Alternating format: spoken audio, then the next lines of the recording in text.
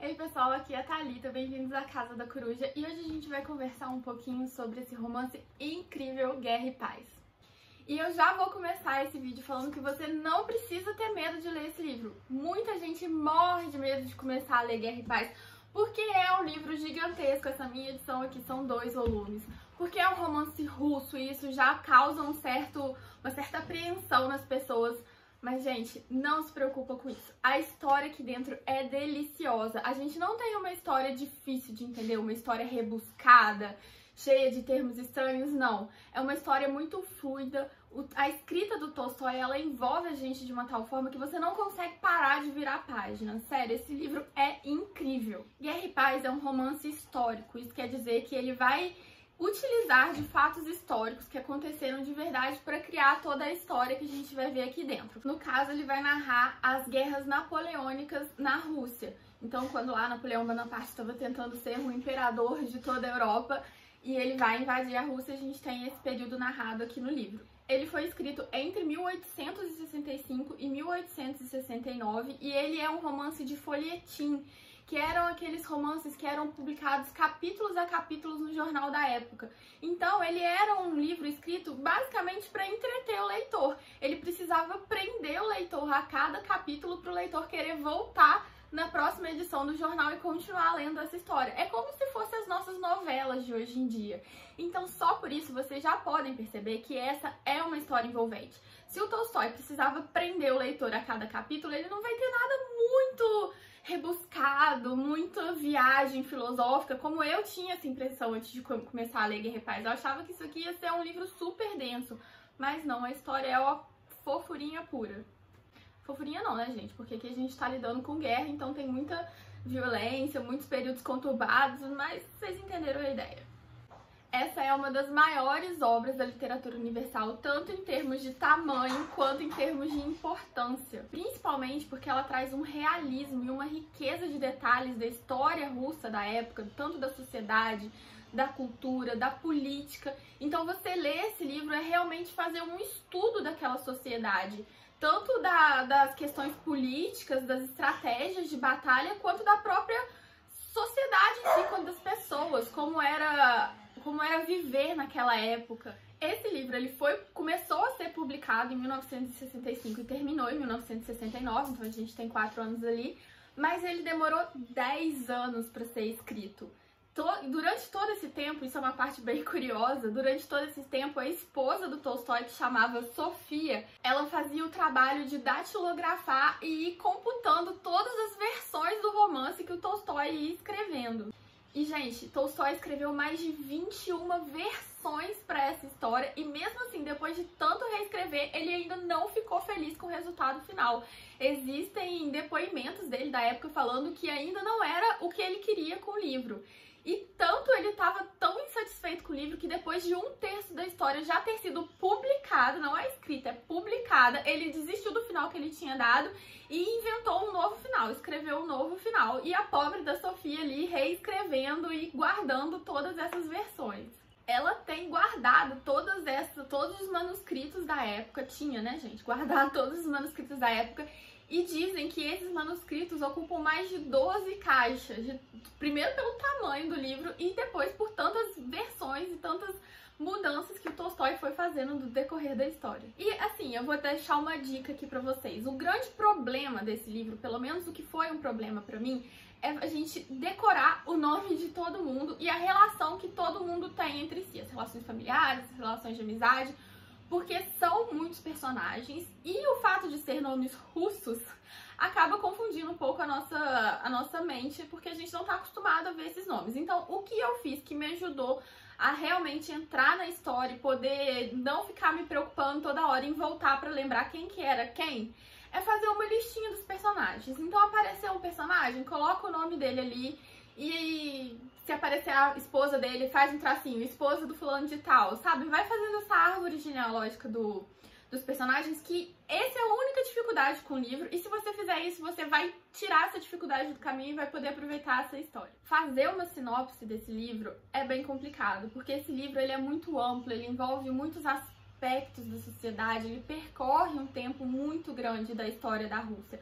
mas basicamente a gente vai acompanhar a vida de diversas famílias um pouquinho antes de começar as guerras na Rússia e como a vida dessas famílias vão sendo transformadas pela guerra, tanto em termos econômicos, quanto em termos culturais, quanto nas próprias relações familiares. Além dessa história maravilhosa que é acompanhar a vida dessas famílias e as transformações que elas vão passando, a gente ainda tem toda a história envolvida por várias reflexões políticas, filosóficas do próprio autor.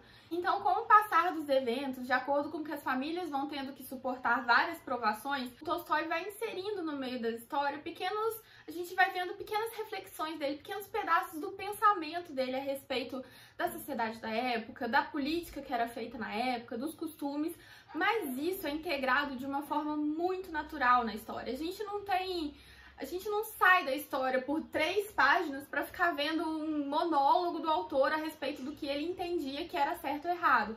Não, ele vai inserindo aquilo de uma maneira muito fluida na história. Parece que são realmente os personagens pensando, os personagens conversando sobre aquilo, e isso flui. Você não percebe que você está lendo o pensamento do autor. Só depois que você termina e fala, nossa, eu consigo entender um pouco melhor de Tolstói depois de ler esse livro. Então, como eu falei, o contexto histórico do livro são as guerras napoleônicas na Rússia, principalmente o período de 1805 a 1813, que é a época que a Rússia foi invadida por Napoleão. A gente vai ter a descrição dessas batalhas, das estratégias de guerra que a Rússia fez para combater essa invasão francesa, e tudo isso é muito interessante aqui no livro. E a gente vai acompanhar principalmente a vida de 5 famílias no decorrer dessas guerras. A gente vai começar um pouquinho antes da invasão francesa, então a gente vai ver como era a vida dessas famílias antes da guerra e como elas foram transformadas pela guerra. Nesse primeiro momento do livro, antes de começar a guerra em si, a gente tem muito presente o contraste da sociedade russa entre as famílias aristocratas que viviam ali no luxo, na riqueza, nos bailes. A gente vê até um lado meio fútil dessa sociedade mesmo, que se preocupa com qual a louça que eu preciso colocar, qual a louça certa para o jantar, em contraste com o lado de uma sociedade russa bem pobre, que vive ali batalhando dia a dia pela comida. Então a gente tem esse contraste muito presente no início do livro.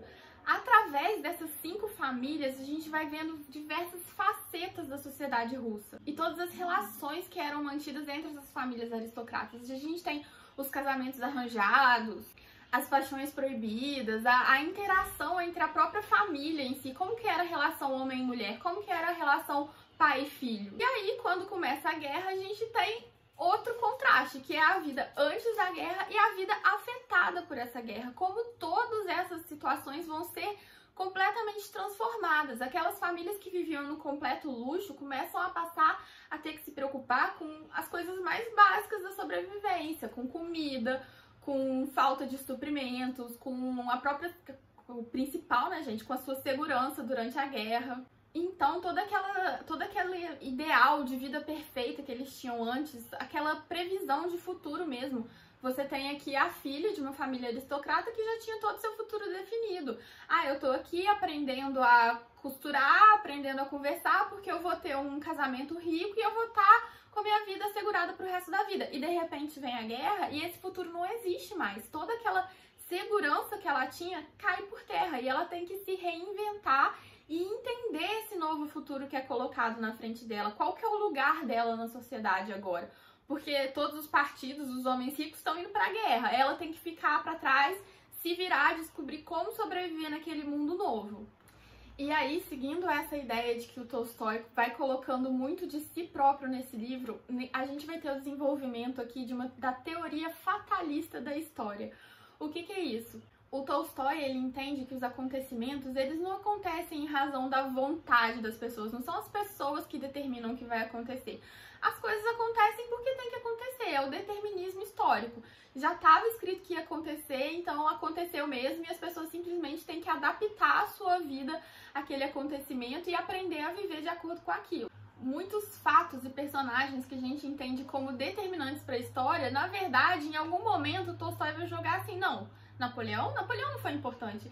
Ele só foi importante porque ele estava no lugar certo e na hora certa. Podia ser qualquer outra pessoa no lugar de Napoleão que a história ia acontecer do mesmo jeito. E a gente tem vários momentos em que Tolstói faz isso com vários personagens diferentes. E é muito interessante você ver essa outra visão da história, porque hoje em dia a gente aprende, né, que a gente faz o nosso próprio futuro, a gente decide o que vai acontecer, as nossas decisões são importantes. E Tolstói entende completamente diferente, ele entende que aconteceu porque tinha que acontecer, não importa quem era, não importa o que decidiu fazer. Um dos personagens principais da obra é o Pierre Bezukhov, né, sabe Deus como se pronuncia esse nome. Mas ele é um dos personagens principais, se é que a gente pode falar em personagem principal nessa obra, porque realmente são muitas linhas que o Tolstói vai seguindo aqui. Mas o Pierre, ele é tido como um dos personagens mais queridinhos de Guerra e Paz. A maioria das pessoas que leem o livro gostam muito dele. Eu não fui uma dessas, eu não curti tanto assim o Pierre, mas a gente pode falar que a linha da história dele é uma das linhas principais. Ele é o filho ilegítimo do Conde Rostov, que quando morre deixa toda a sua fortuna pro Pierre, e ele não estava acostumado à sociedade, ele não foi criado no meio dessa sociedade.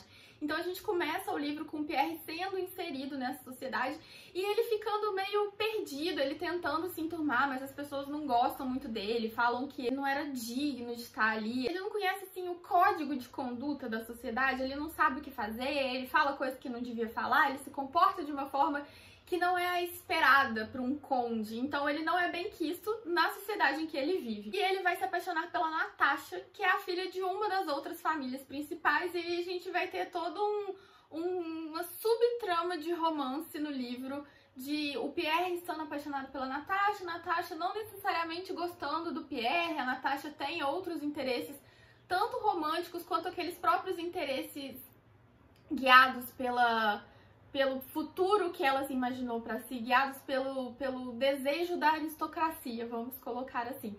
Essa é uma das histórias principais que a gente vai ver desenvolvendo aqui dentro, mas existem várias outras histórias. Além da história principal da guerra e dessas famílias, o Tolstói vai dedicar vários capítulos a questões pontuais da sociedade da Rússia naquela época, como a questão dos servos, como era a vida dos servos, a condição de vida deles, os problemas que eles enfrentavam, as dificuldades que eles enfrentavam. Enfim, gente, tem muita coisa aqui dentro desse livro. É um livro grande, mas que você lê muito rápido. Depois que você engata a leitura, que pra mim foi justamente quando eu comecei a anotar os personagens, essa questão dos personagens me travou um pouco no início, mas quando eu comecei a anotar, a leitura fluiu de uma vez só e assim, eu terminei esse livro muito rápido. Eu tenho muita saudade dessa leitura. Eu quero fazer uma releitura de Guerra e Paz ainda, porque é realmente um livro sensacional. Se você já leu esse livro, deixa aqui nos comentários pra mim o que você achou dessa obra e eu vejo vocês no próximo vídeo. Tchau!